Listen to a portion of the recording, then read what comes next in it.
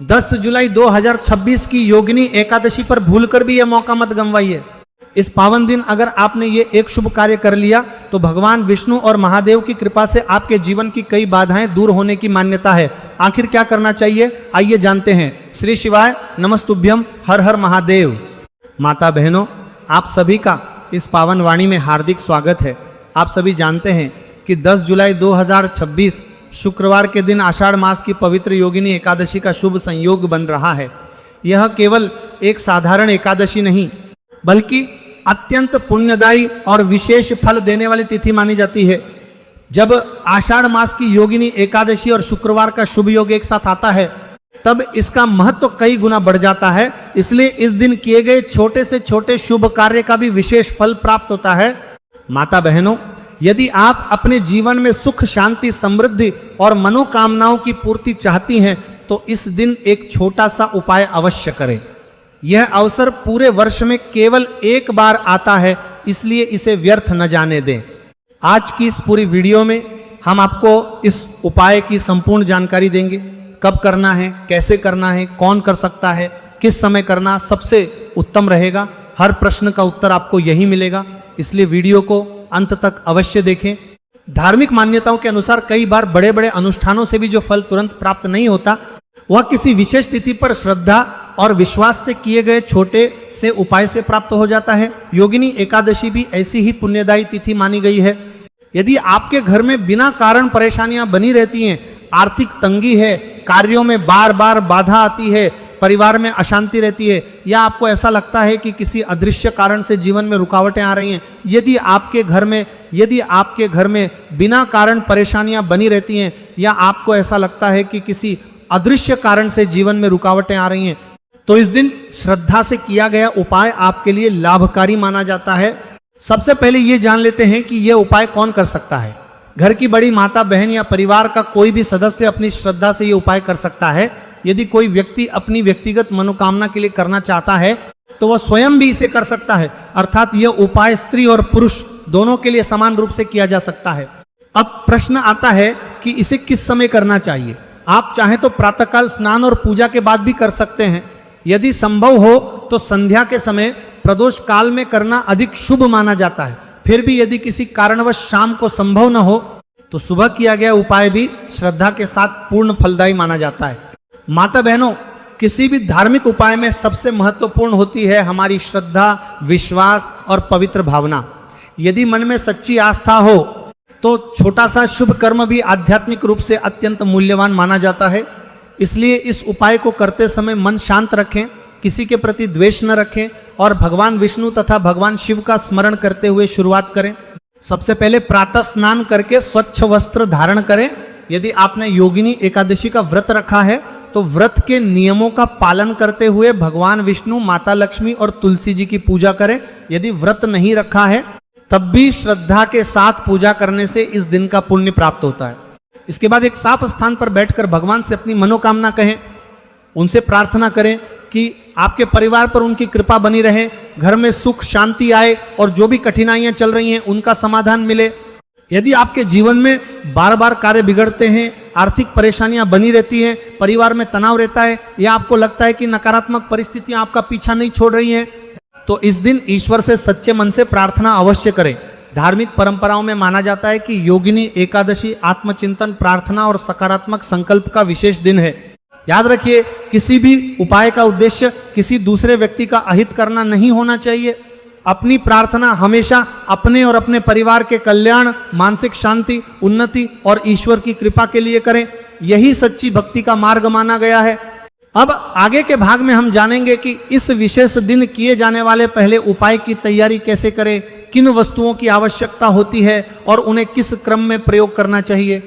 यदि आप अब तक जुड़े हुए हैं तो कमेंट में श्रद्धा से हर हर महादेव और भगवते नमो भगवते वासुदेवाय अवश्य लिखें। भगवान शिव और भगवान विष्णु की कृपा आप और आपके पूरे परिवार पर बनी रहे। माता बहनों, सबसे पहले एक बात हमेशा याद रखिए, कोई भी धार्मिक उपाय तभी सार्थक माना जाता है जब उसके साथ आपका आचरण भी अच्छा हो। यदि हम सत्य बोलें, किसी का अहित न करें, माता पिता और गुरुजनों का सम्मान करें तथा भगवान का स्मरण करें तो पूजा पाठ का महत्व और भी बढ़ जाता है। इस दिन आप अपने पूजा स्थान पर भगवान विष्णु और भगवान शिव का ध्यान करें, एक दीपक जलाएं, धूप अर्पित करें और मन ही मन प्रार्थना करें, हे प्रभु मेरे परिवार पर अपनी कृपा बनाए रखें, हमारे जीवन से दुख भय और बाधाएं दूर करें तथा हमें सदैव धर्म और सत्य के मार्ग पर चलने की शक्ति दें।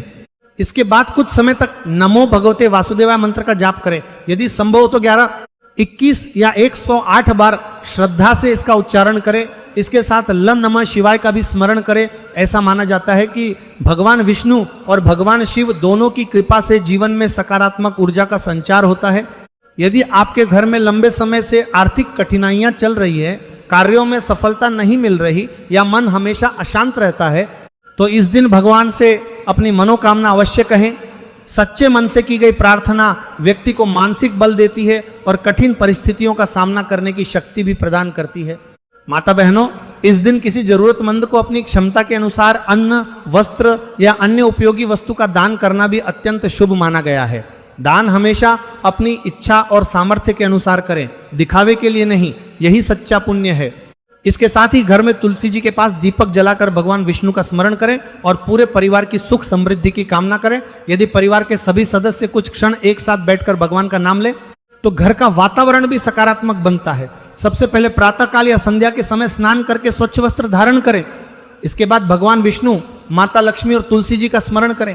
यदि आपके घर में तुलसी का पौधा है तो उसके सामने घी का दीपक जलाएं। दीपक जलाते समय मन में यही प्रार्थना करें कि आपके घर से दुख दरिद्रता दूर हो और सुख समृद्धि का वास बना रहे।